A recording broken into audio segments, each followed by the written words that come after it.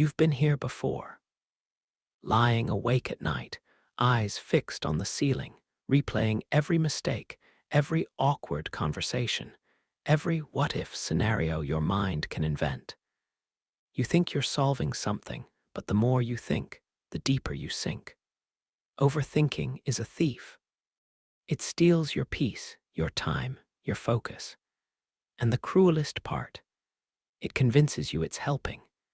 But what if I told you that 2,000 years ago, a group of philosophers had already mastered the art of silencing this mental storm? They called it Stoicism. And their wisdom may be the antidote you've been looking for. Overthinking feels modern, but it's ancient. Marcus Aurelius, the Roman emperor and Stoic philosopher, wrote about sleepless nights spent wrestling with his thoughts. Epictetus warned about the tyranny of impressions, those rapid-fire mental images and fears that chain us to worry. Seneca described the restless mind as a prisoner pacing inside its cell. These men lived without social media, without the 24-hour news cycle, without the constant digital noise. Yet they still battled overthinking, which means the problem isn't the modern world. It's the human mind itself. At its core, overthinking is the inability to separate what you can control from what you cannot. The Stoics saw this distinction as the foundation of peace. Some things are up to us, Epictetus said, and some are not. Everything else follows from this. If it's under your control, your choices, your actions, your character, then act with intention. If it's outside your control, the past, the future, the opinions of others, then you must let it go, or it will own you. Overthinking thrives on what you cannot control. It chews on uncertainties, feeds on hypotheticals, and starves you of clarity. Think about your spiral of thoughts. How often are you worrying about something that hasn't happened, or something that already has? The Stoics knew that the present moment is the only territory we truly possess. Marcus Aurelius wrote, "Confine yourself to the present," not because the past and future are unimportant, but because they are illusions when it comes to action. You cannot change what has been, and you cannot live in what has not yet come. But overthinking makes you try, and in doing so, you suffer twice, once in reality, and once in your imagination. Here's the paradox. Overthinking feels like control. You believe that by analyzing every possibility, you're preparing yourself. But Stoicism shows that this is false security. Life is unpredictable. You cannot outthink chaos. You can only meet it with strength when it arrives.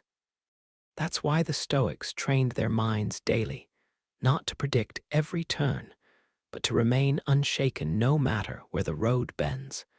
Seneca offered a practice for this. Each night, he would review the day, not to ruminate, but to learn. He would ask, "What did I do well? What could I have done better? What will I choose differently tomorrow?" This is disciplined reflection, not overthinking. The difference is subtle but life-changing. Reflection looks once, learns, and moves forward. Overthinking looks again and again until it's blind. Another Stoic strategy is the view from above. Imagine yourself high above the earth, looking down on your life from the perspective of the cosmos. That embarrassing moment, a speck in the ocean of time, that looming deadline, one wave in an endless sea. This shift shrinks your problems to their actual size. Overthinking magnifies them, the Stoic view reduces them, and with that reduction comes relief. The Stoics also practiced negative visualization, not to scare themselves, but to inoculate against fear. Picture the worst-case scenario. What if it happens? How would you respond? This mental rehearsal breaks the spell of uncertainty. You see that even in difficulty, you still have choices. And once you accept that you can endure the worst, the need to obsess over every detail begins to fade. But perhaps the most powerful Stoic lesson against overthinking is this: your thoughts are not commands. Epictetus reminded his students, it is not things themselves that disturb us, but our opinions about them. Overthinking is the mind mistaking its opinions for facts. Stoicism teaches you to hold thoughts lightly, to examine them before believing them. Is this thought true? Is it useful? Does it lead to virtuous action? If the answer is no, let it pass like clouds across the sky. Modern psychology now echoes what the Stoics knew.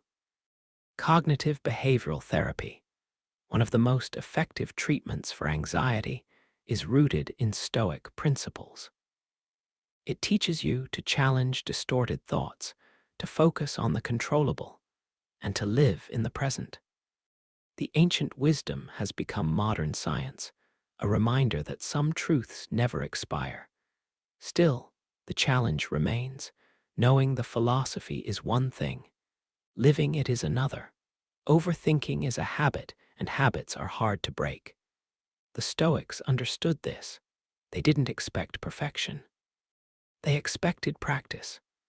Every moment of worry is an opportunity to return to the present, to ask, is this under my control? Every moment of mental noise is a chance to step back, to take the view from above. Every flood of what-ifs is an invitation to imagine the worst, accept it, and let it go. In a way, overthinking is a refusal to trust life. The Stoics would call this a lack of faith in nature's order. They believed the universe was a living, rational whole, and that our role was to live in harmony with it. That harmony begins when we stop fighting reality with endless mental resistance. Overthinking is resistance. Stoicism is surrender, not in weakness, but in strength.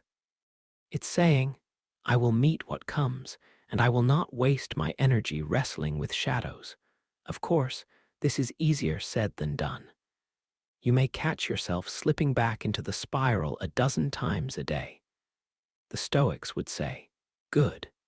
Every slip is a chance to practice. And practice transforms you. Over time, the space between thought and reaction grows.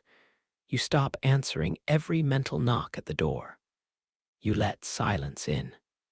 And in that silence, something remarkable happens. Peace begins to take root.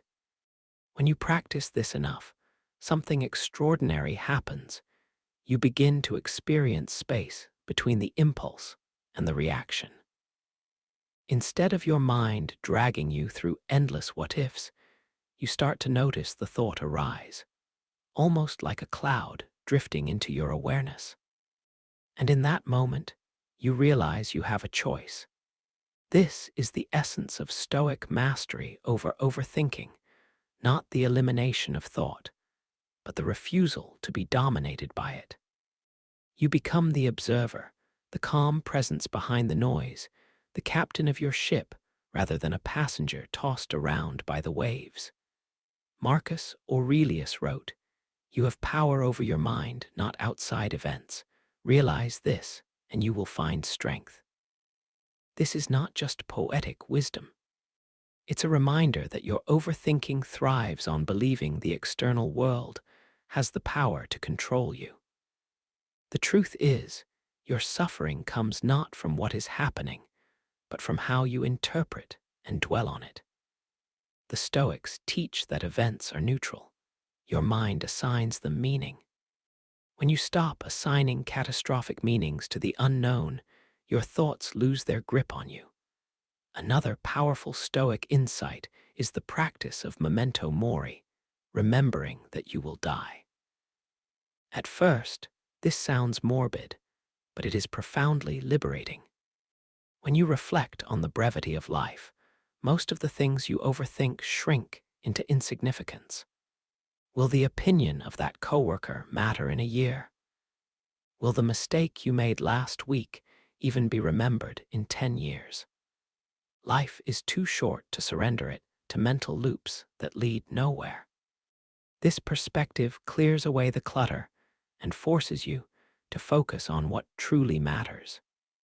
There's also the discipline of voluntary discomfort, intentionally stepping into slightly uncomfortable situations so you can prove to yourself that you can survive them.